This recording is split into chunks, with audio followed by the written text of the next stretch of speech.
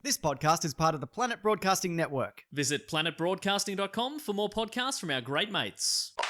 Okay, so James, I know today you wanted me to talk about some sort of old Marvel TV series or something. Sure. But I was just thinking, you have like quite a big audience here, and I just wanted to pitch my young adult fantasy series. Okay. To the listeners, maybe get some money folks involved. This isn't really like the platform for this. I know. Oh, okay, good. But I want to get rich quick. Because, you know, there's the Hunger Games and there's like Divergent and there's all those kind of things. Well, it's a series about this cruel, uncaring society, right? Like the peasants, they all work their fingers to the bone, right? Yeah. In service of this royal family who don't care about them at all, right? Okay. And also in the society, there's this weird ritual. When you become an adolescent, you're forced into it, right? Where it unlocks your sort of secret special power. And you don't know what it is, but if you get a cool power, like if you can shoot lasers out of your hands. Butterfly wings, maybe? If you can fly, that'd be incredible. You've got a projector head. Your face is like a literal projector. Listen, how about this? How about we go, if you get a cool power, you get to live in luxury, you know, with the royal family and with the elites. Yeah, cool. But if you get a weird power, like the projector thing you had, or like you become some sort of, you know, horrible mutant through no fault of your own, well, they send you underground to work in the mines until you die. Question. Yes? Is the thing you're mining for is the thing that also transforms you into a horrible monster or a special royal person? James, that's a great idea. Thank you. Because you could be the cause of your own destruction. That means I get royalties for this because I had an idea. Andy's gonna edit this. Son of a... Okay, but here's the thing, right? But we're gonna need one man, right? One special man. Okay. But he's special because he didn't get any powers, right? That is special. But That's like me. He doesn't get... I'm not special. Yeah. But he doesn't get sent down to the mines because he is the brother of the king. Yeah, right. And so he eventually realizes that, that the society he lives in is like cruel and unjust and it's working out really badly for people. So he goes to his family and he says, we should use our powers and our resources to go to a nearby land where we can all live free and we don't have to toil anymore. But these family are like, no, we like it the way things are. We think it's cool exactly the way it is. So what he does is he gets a bunch of of the peasants together and he forms a force, like a rebellion, right? Okay. And then they're going to raise weapons up against the royal family and they're going to take the society back for the people. Anyway, Jums, I think he's going to be a really great villain. What do you reckon about that? That's. I mean, what a story, right? What an idea. Well, see, because I was thinking, I want it on IMAX. Because you know how, like in the movie Black Panther, sure. The villain Killmonger, he's so compelling because you listen to what he says. You think to yourself, is he right? Mm. So I was thinking the way to make an even more compelling villain is to have him be completely right. Like absolutely right and just say the right things and do what he can to make things better for just the normal regular people. Because you'd be watching the show and you'd be like, why have they made him a villain? This is very compelling. I think they made him a villain because he was a villain in Game of Thrones. So they went, that'll just translate, James, right? what are you talking about? I'm talking about my hypothetical fantasy series. Mason, I hate to break it to you, but they made this show and it was really terrible. What was it called? It was called Inhumans. Oh, yeah, we watched that together. Oh, that's where I got my idea. Caravan of Garbage is back, baby. I mean, you saw it in the thumbnail and the description. Woo! We're back for the new year. That was parody or satire. I don't know. It was one of those. But yeah, we watched... The weirdest premise of this show is that the villain is trying to do the right thing. But here's the difference. What's the difference? The royal family are the good guys. Yeah. Because they've got all the cool powers, as I mentioned, and they're sexy. They're pretty sexy, aren't right? they? And the others are a bunch of uggos. Like, imagine being the hero of a bunch of uggos. Projector eyes, weird hands. With crab claw hands. Right? Yuck. A guy that can see the future, but fuck you, get in the mine, you dumb bitch. Where are your wings, you bitch? You wingless bitch. What's better? Butterfly wings or seeing the future? If one of those two had to go in the mine. Yeah. Come on. Right? Do you reckon they keep the projector head guy in a cupboard? Yes. Like an actual projector? 100%, yes. So anyway, if you haven't seen this is a TV series that initially debuted in IMAX cinemas, the first two episodes. Shockingly. We saw them both. Yeah. And then we didn't watch the rest of the series. No. And then it was cancelled. But we revisited the first two episodes because we're like, is it as bad as we remember? Yeah. It might be worse. Yeah, it might be worse. Hasn't aged well. Just seeing this as well on a regular TV, this is not equipped for IMAX in any way. And I know the people behind IMAX running it were like, this is kind of insulting that you gave us this. Well, because like very early on in the first episode, there is an attempt to do like IMAX quality camera work. Like you see somebody run through the forest and all the raindrops are dripping down and it's in kind of slow-mo. But then there's like a really terrible CGI waterfall that's very obviously been like drawn in post. The guy with the big green head. Big green head guy. Yeah, exactly. And then it just falls into like regular TV stuff after about 5 minutes. Well, do you know though, I'll leave it like, you're supposed to, it's important. The road to this becoming a TV show or an IMAX exclusive, yeah. whatever, however it started, it was an interesting one because they were kind of strong-armed into making this a movie. Yeah, It was announced. It's the only Marvel movie that was, lined up in the slate that they didn't make. Yeah. Now, we've talked about how other companies like, your DCs and your Valiants, they're always announcing these new properties and then they kind of, people get fired, they fall by the wayside. It's the same with like Star Wars, you know what I mean? They're constantly firing. Yeah, but Marvel's been very consistent about it, except for this one thing where they're like... exactly. Oof. So it was supposed to be the 11th movie. It was an Ike Perlmutter idea. By the way, if you don't know what Ike Perlmutter looks like, here's that very sinister image of him standing with Trump. Look, I say sinister because there's really no other way you could describe this. You've seen this image, right? Oh, I've seen it, yeah. It's very sinister. Very. Not to get political. Yeah. Maybe there was ominous music over that picture. That's not up to me. That's the picture doing that. Right? That's in your head from looking at it. That's right. Ben, the editor, didn't do that. That was just in there. Very sinister. And not to get political, but this show is all about, like, stay in your lane. Stay in your fucking lane. If you're poor, if you don't rise above your station, don't do it. Rich people are your betters. Exactly. Yeah, the idea was that they were going to minimize the X-Men and the Fantastic Four in merch, in TV shows, in video games, because they didn't own the cinematic rights to those at the time. So they were going to sink them. That's right. So they were gonna big up the Inhumans. They were gonna become the new, extreme cool powers fighting force. The New Mutants. Yeah, exactly. That's right. And they got a big push on Agents of S.H.I.E.L.D. Much better than this, by the way. Yeah, right. Yeah. And so it was rumored though that Kevin Feige stepped around Ike Perlmutter to be like, this guy's controlling budgets. He's pushing this weird movie that I don't want to make. He was also the one who said that he didn't think Black Panther would make any money or Captain Marvel, these things wouldn't sell. And also to recast Rhodey because nobody would notice. Like, that's the kind of guy that we're dealing with. Real cool dude. So it eventually got, pushed to television. He still got to make it. And IMAX. And I'm sorry. It's a real Avengers Infinity War situation, isn't it? And then since then, it's been pushed to Disney Plus in like a weird side cabinet. We had to, I don't know, in order to access it, we needed the 2-key system to unlock it. And we're the first 2 people who've watched it, I think. Kudos to Disney Plus, though. There's that real get smart corridor of additional doors before you can get to it. Just a bunch of parental locks, but it's not parental locks. It's just like, are you sure? Yeah, what are you doing? You can turn around. Mickey Mouse is in the last one. He's like, are you sure? Guys. He puts his big glove out. Don't do this. Please, I'm begging you. Though, to be fair, kudos to Disney. It's kind of amazing that it's on here. Yeah, they could have got rid of it. It's so bad. Yeah. We've only watched the first 2 episodes. That's Maybe true. it takes a jump. The other thing... Off a waterfall. But to be fair, they didn't put any effort into it. For one, it's kind of difficult to find. And also, there's no recap at the start of each episode. It's just true. doesn't matter. Just finish it. Just get through it, all right?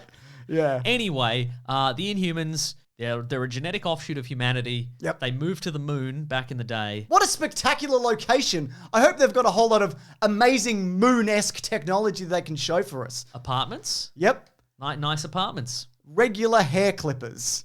That's right, I forgot about that. Oh my God. Oh, yep, you're right. Actually, I've made a list of things that they have on the moon to make it really spectacular. Do you think they send a guy down to get him? To they Earth? must. Because they have the technology. They can either use a shuttle or a teleporting dog. So they've got regular apartments, wrist communicators, which turn into telephones. Cool. Pillows, potted plants, headphones, guns. I saw a fork at one point. Okay. You're expecting some sort of weird... moon fork. Remember that episode of Red Dwarf where they sit with that guy at the table, Legion, is it? Oh, yeah. And he's got those magic wavy super forks. Good point. Something They should have is what I'm super saying. forks, shouldn't they? Yeah. Lunar forks. That's right. There's haircuts such as spraying a black line into your blonde hair. Also, it's terrible resource management because I'd imagine there's not a lot of water on the moon and they've just got a pond. There's just a pond there. Good point. Well, the rich people have a pond. Poor people don't have a pond. They're in a ditch. They wash in a ditch. That's right. With ditch dirt. That's right. Not even water. So I just also want to touch on the amazing display of unique powers and how people get allocated. Because even though it is a society where the amazing people are supposed to go into the amazing royal group, it obviously doesn't work that way. There's a guy who's got like cow hooves, and I guess he's sort of strong. He's the dumbest He's man. very good looking. Yeah, okay, so that's part of it too. I think so too. Yeah, you might be right. But also, like, why is Hoofman, who's got super strength, better than the guy with crab claw lizard hands who's good at digging? Like, it's the good looking thing, isn't it? It's the good looking thing, and also, as you mentioned, he can't hold a fork. How's he going to go? How is he going to be at a posh dinner, at a little dinner party with the royals, trying to hold a canapé with his crab claws? Ridiculous. I also think, like, it's not terribly cast, but I don't think there's some very good performances or even, like, expression of what the characters are supposed to be. Because, like you mentioned, the good guys are very unlikable. And I know, like, the bad guy is also, like, there's one scene where it's like, he's a creep.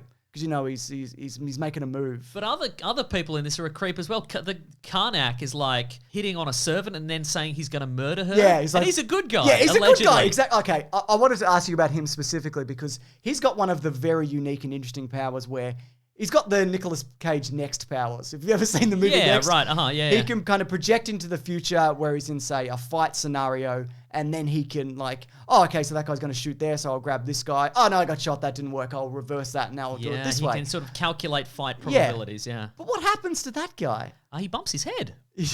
So a guy who should never lose his footing because he can always see the future. He slips and he bumps his head. That's right, yeah.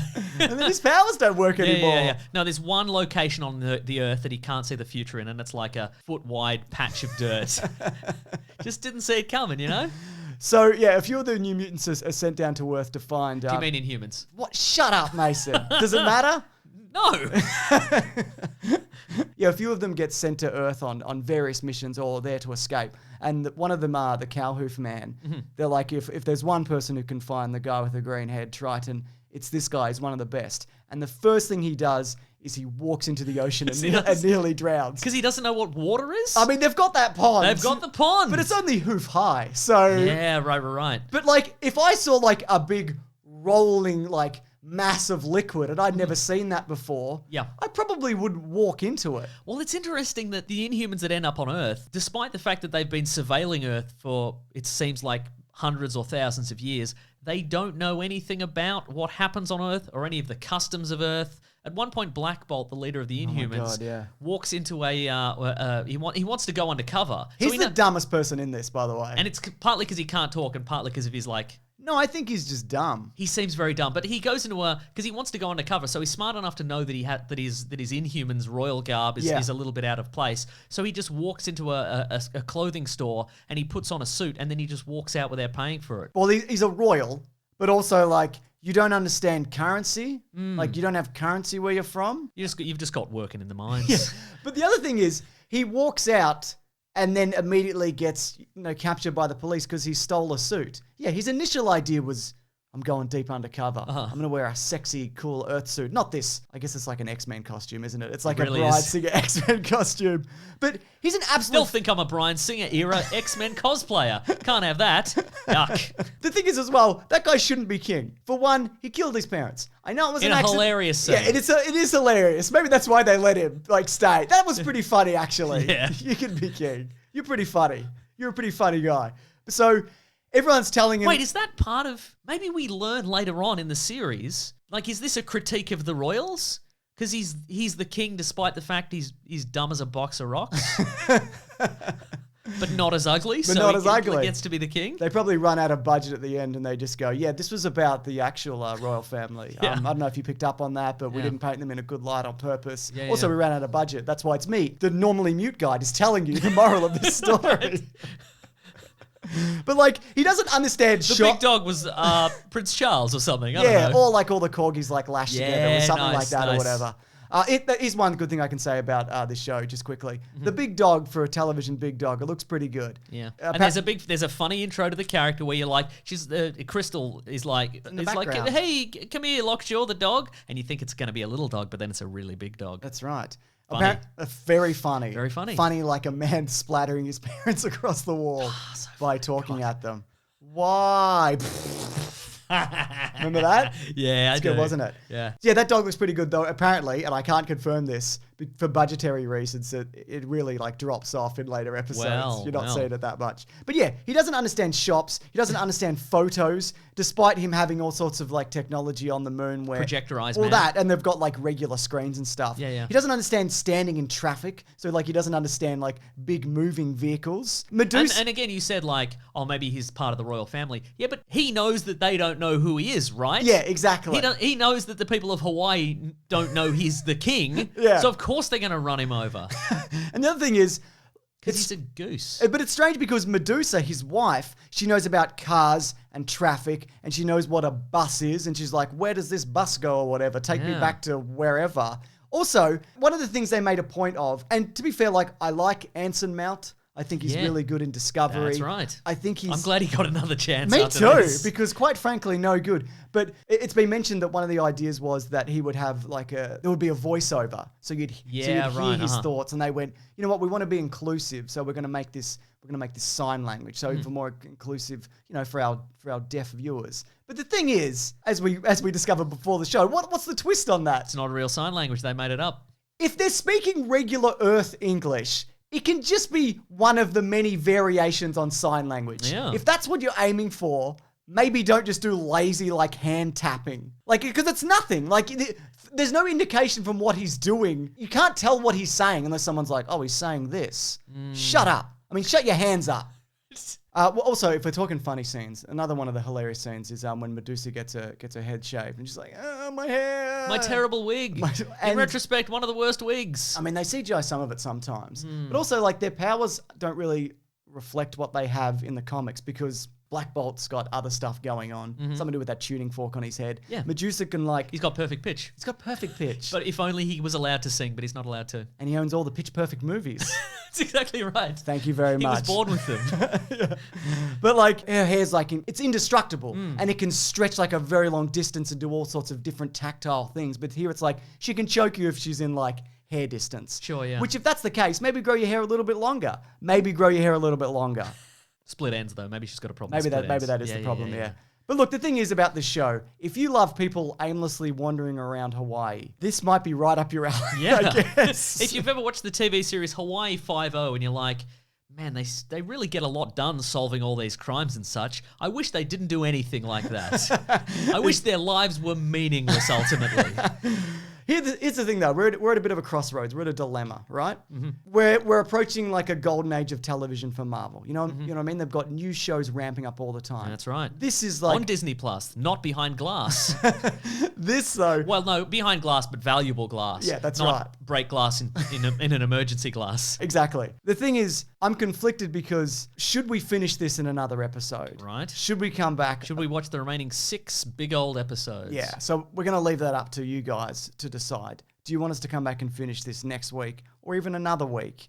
We will, but we're not happy about it if we do. And it'll probably be just one episode where we smoosh them all in. But I Yeah. guess I do want to know, how did Black Bolt escape the prison? I'm guessing he spoke and blasted the wall out. Yeah, right? Yeah, because he can do that. Because He very easily, He yeah. flips a car at one point. He Yeah. mashes his parents. Does he get bonked on the head? I think he does get bonked on the head. Wow. Remember when Maybe he goes- gets a second bonk on the head and that restores second bonk? everything. Second bonk. They should do that to Triton. No, Yeah. not Triton. Tattoo face man who said he's going to kill that servant. Yep. Whatever his name is. That's right. Great. Karnak. Thanks. Let's make sure we take note of that for next week if we come back. Anyways, just interestingly, Jeff Loeb, who was a big creative driving force behind this, he dreamed of a world where Daisy from Agents of S.H.I.E.L.D. would cross over with Black Bolt and say something yeah, like, right. "You aren't the king of me." And we never got that, tragically. wow. It's a Maybe we shame. do in these next episodes. We don't. Oh. But can you imagine a world where that happens? Yep. Oh, me too, actually. 2 actors in a room, having one of them says one line. I can imagine that, yeah. Me too. Yeah, I've seen TV before. Anyways, this has been Caravan of Garbage. We do this every week. And guess what? If you want to get these episodes early, you can sign up to bigsandwich.co. They go up there early every week, along with a bunch of bonus stuff we do, including movie commentaries, a comic book club. We make fun of clickbait. We absolutely do. And also our time capsule, where we pick a year in pop culture and just dissect it and go like, is this a good year? Sometimes it is. Mostly so far, it's been all right. That's right, exactly. I mean, Sometimes we stretch the definition of all right. Yeah. We're having fun with it. But that's all right too. That's right. Yeah. We name some things in popular culture. We name them. We name 'em. say them, and then you go, oh, yeah, I sort of remember that. That is fun. That is fun. Also, we have a podcast called The Weekly Planet where we talk movies and comics and TV shows that comes out every Monday. And our first episode of the year is up as of right now. Oh, congratulations to us. Congratulations to us. We're on the ball. We've done it again. Yep, that's right. See you guys next week. Grab that gem, you guys. We'll see you next week. Don't make us do this though. You can pick a different thing. We can do it. I'm kind of intrigued. You're just like the viewers. Make me watch terrible things, Do Mason. you think the dog's going to like run around in No, I Hawaii? think it's going to disappear because the dog, remember? The budget. Oh, yeah. What if the dog does a surf? That would be pretty rad. Pretty rad, right? Surf's up, dog, someone will say. Yep. Very good. Bad show. Shouldn't have Oh, made it. yeah. This podcast is part of the Planet Broadcasting Network. Visit planetbroadcasting.com for more podcasts from our great mates. I mean, if you want. It's up to you.